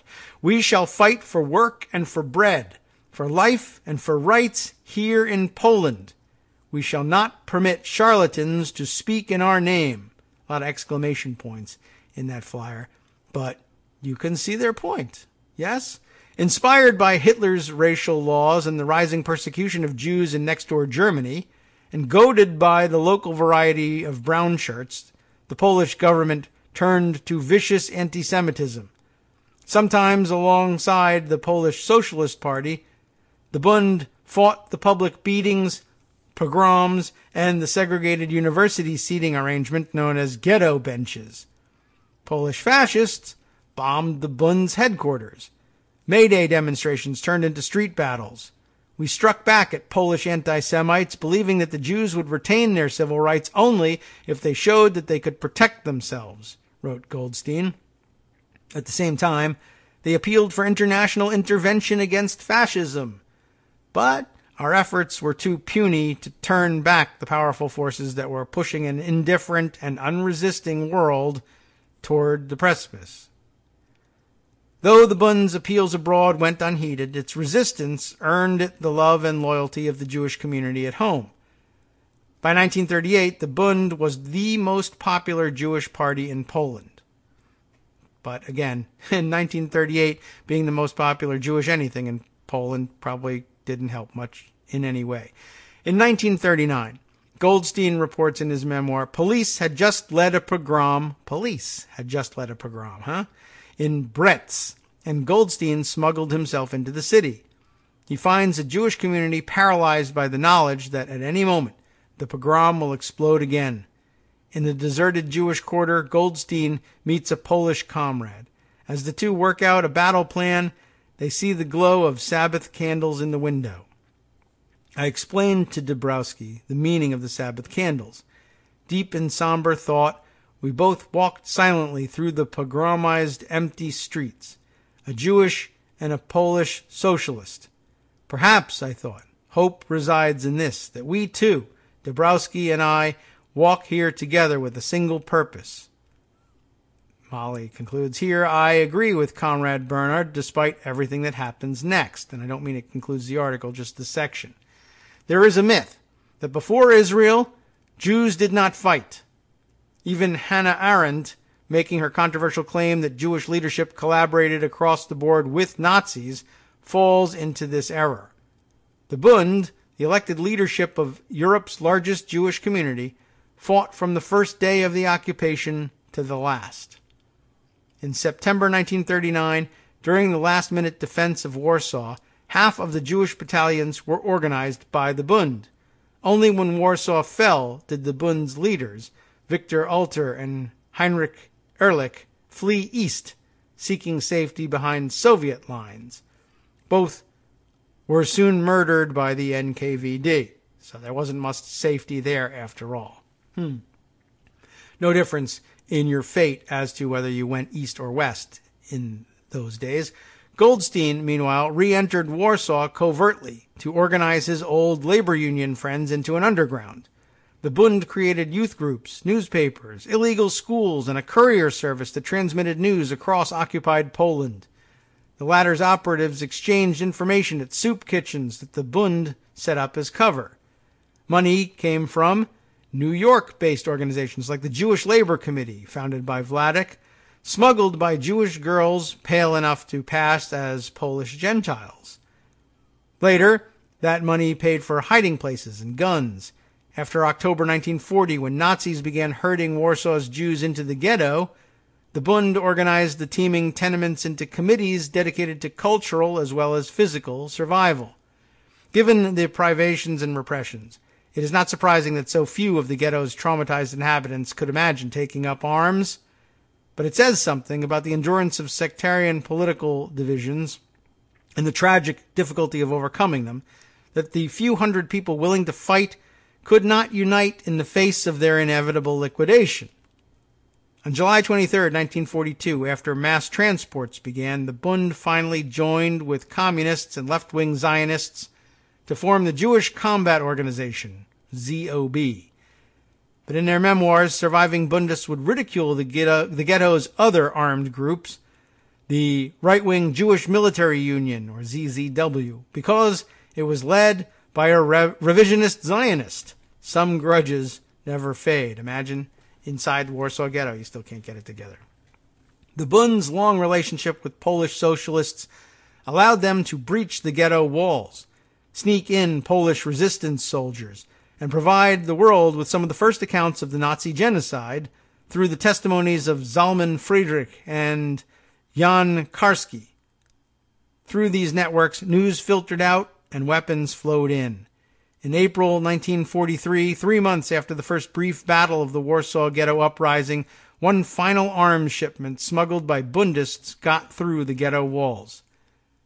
How many Nazi troops died in that doomed revolt is still disputed. 300, according to Bundist Marek Edelman, who assumed command of the ZOB after its first leader committed suicide to avoid surrender. 16, claimed the SS commander Jürgen Stroop, who had every reason to suppress the true figures. What is known is that it took the most feared military force in Europe 3 weeks to subdue 750 starving, inadequately armed captives. Even then, the ghetto fell, not to fighting, but to fires set by German flamethrowers and incendiary bombs. Some 13,000 Jews died in the rebellion. In London, Arthur Ziegelboim, the Bund's representative in the Polish parliament in exile, took poison in a futile attempt to rouse the world from its indifference. The words of his suicide note read, "I love you all, long live the Bund." On May 10th, with the ghetto reduced to a smoldering ash heap, a band of fighters led by Edelman, the Bundist Abrascha Blum, and the ZOB's only female leader, the labor Zionist Zivia Lubetkin, escaped through the sewers. On the Aryan side of the wall, Goldstein wrote, a large crowd watched incredulously as human skeletons with submachine guns strapped around their necks crawled out one by one. The look in their leaden eyes assured the crowd that they would not hesitate to fire. Shortly after his escape, the Gestapo killed Blum. Lubetkin and Edelman fought as partisans until Poland's liberation. Lubetkin moved to Israel in 1946. She spent the rest of her life in a kibbutz for former Jewish partisans, built on the ruins of an Arab village whose inhabitants were driven out by the Haganah, a militia that was later absorbed into the Israeli Defense Forces, a day before the outbreak of the 1948 Arab-Israeli War. Edelman stayed in Poland. As an old man, he took part in the Solidarity movement that led in 1989 to the peaceful end of Poland's communist dictatorship. When he died in 2009, mourners sang the Bundist anthem over his coffin. He received no honors from the Jewish state. Once, thousands of Jewish communities were laid like lace across the map of Eastern Europe. They had made the here in the Bundist concept of here-ness. By 1945, this world had vanished along with its inhabitants. Gone was Bernard Goldstein's Warsaw. Gone was Sam's Volkovisk. On January 16, 1945, Goldstein crawled from one of the bunkers where he'd spent most of the last 2 years virtually entombed and found his city reduced to rubble. 90% of Polish Jews had been murdered, and most Poles treated the rest with a feverish sort of racism. Meanwhile, the Soviet occupiers busied themselves hunting down anyone who'd worked with the Polish resistance. This was not the liberation for which I had waited 5 long, heartbreaking years, Goldstein wrote. Under the Nazis, we had lost the lives of millions upon millions of men, women, and children, but now we had lost the faith that after the nightmare of helplessness in the murderer's grasp, would come a new day of justice, human decency, and brotherhood. Oh well. Using phony papers, Goldstein smuggled himself to a displaced persons camp in Czechoslovakia, then made his way to the United States, where he devoted the rest of his life to 2 volumes of memoirs in tribute to his lost comrades. He died in 1959 and is buried in New York. Other Bundists tried to rebuild the organization until the following summer, when, stirred by an anti-Semitic blood libel, Poles murdered 42 Jews in Kielce in southern Poland. No idea how to pronounce the town, unfortunately. In the next 3 months, 95,000 of Poland's surviving Jews fled via a Zionist-led clandestine network to displaced persons camps in American-occupied Europe. What pogroms could not accomplish, Stalinism did. Many Jews who would have clung stubbornly to their homes despite anti-Semitism, felt that they had to flee communism, wrote Goldstein. Poland's Soviet-backed government unleashed a campaign of mass arrests, surveillance, and execution against every credible alternative to its rule. Within 3 years of liberation, it had liquidated the Bund. Like Goldstein, other Bundists scattered. The unlucky went to squalid DP camps, which were often dominated by Zionists, and where they alleged they were beaten and denied ration cards for resisting a draft imposed by the Haganah.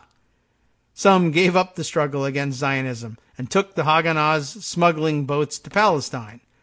Those who were lucky enough to get foreign visas ended up in refugee communities in Shanghai and Johannesburg, Paris and Montevideo. The Bund reconstituted itself as an international organization in 1947, with its base then in New York. That year, it called for an independent Palestine that would provide equality and self-government for both Jews and Arabs, for the resettlement of Jewish refugees in all free countries, and for Zionists to, quote, renounce the goal of an independent Jewish state, unquote. Immediately after the 1948 Arab-Israeli War, the Bund demanded the right of return for Palestinian refugees that had been expelled by the IDF. Such universalist humanism found fewer adherents after the Shoah, which is, of course, the Jewish word for Holocaust, in case you were lost in that translation. Deeply grieved and shaken by the murder of 6 million of their brethren, the masses of the Jewish people became enveloped by a strong nationalist tendencies, which, fanned by skillful Zionist propaganda, a phrase I always hesitate to repeat, caused among the Jews a psychosis of Zionist and messianic illusions, the Bund's coordinating committee wrote in 1948. After all, had the civilized West not spent the preceding 15 years slamming its doors shut to Jewish refugees on the pretext that they were not real Europeans? Would not Iraq, a few years later, force out more than 100,000 Jewish citizens on the pretext that they were Zionists? Perhaps a group as innately Eastern European as the Bund could never have flourished on foreign soil. On the face of it, the Bund had little to offer Mizrahi and Sephardic Jews. In Tel Aviv, its tiny party organization could not even afford the funds required to get on the ballot. In capitalist democratic America, the Bund seemed a relic, even among the U.S.-based organizations that previous generations of Bundists had founded, and Bundist immigrants' alienation only grew when they insisted on defining Jewish identity by a Yiddish that their own children had abandoned. While Bundists continued to pop up at later historical interstices, marching for civil rights in the 50s, hosting a lecture by the Palestinian-American academic Edward Said in the 1970s, the post-war period's combination of the Soviet Gulag, Western assimilation, and Israeli hegemony eventually squeezed the Bund into irrelevance. By the 1980s, when I was growing up, nothing was left but a dwindling number of old people with faded red banners and a dead language, ghosts in a legion hall for veterans of lost causes. The Bund's Worldwide Organizing Committee dissolved in 2003, but several affiliated groups survived. In August of 2018, when someone pasted a swastika on a billboard in Melbourne, Australia, it was immediately covered by a sticker for the organization my great-grandfather had joined in 1898. Though he died before I was born, I grew up surrounded by reminders of my great-grandfather.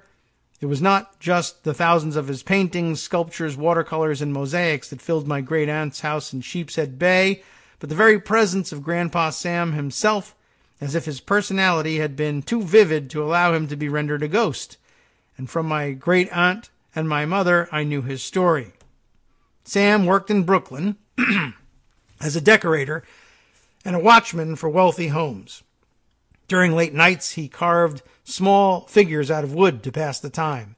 His boss encouraged his talent. He quit his jobs, and from then on, he would be nothing but an artist. He taught himself to paint, gluttonously, selfishly, and exhibited throughout the 1920s.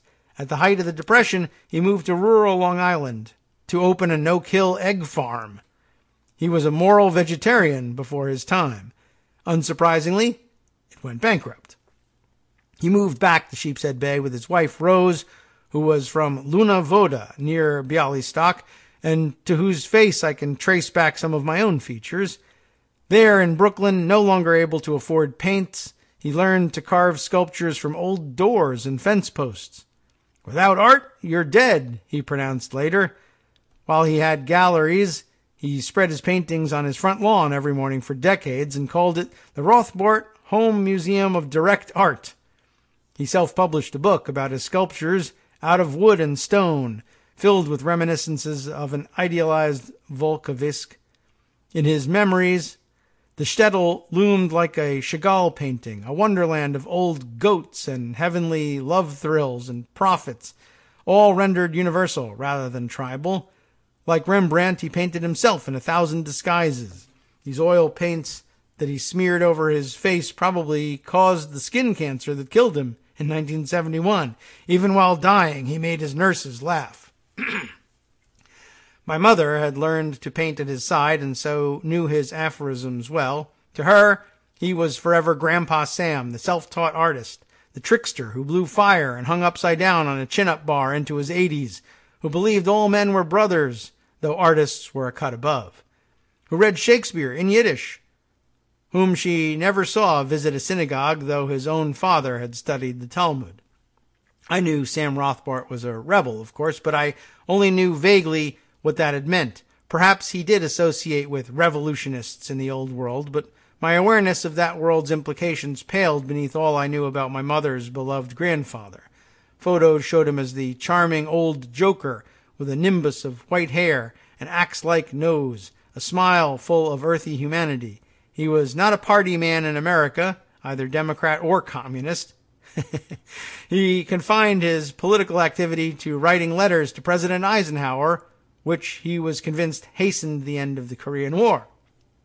So, when I first saw that word Bundist among his painting titles, I gave it a quick Google and moved on. Only later, after my work of reporting from Gaza and elsewhere, did my research turn into a fixation. I needed to know about the Bund, and not just because they were my great-grandfather's comrades, but because I wanted to make visible again a group that had almost vanished, though it was so just and so right. I acquired the few books on the Bund that are still in print, spent days squinting at dusty pamphlets in the New York Public Library, at photos put out by the YIVO Institute for Jewish Research and the archives of the Bundist newsletters on the web. Finally, I hired a Yiddish translator to unlock for me a chapter on the Bund in Volkovisk's Yizkor book. Yizkor books were oral histories compiled after World War II to record something of the lives of the countless murdered from the shtetls of Eastern Europe.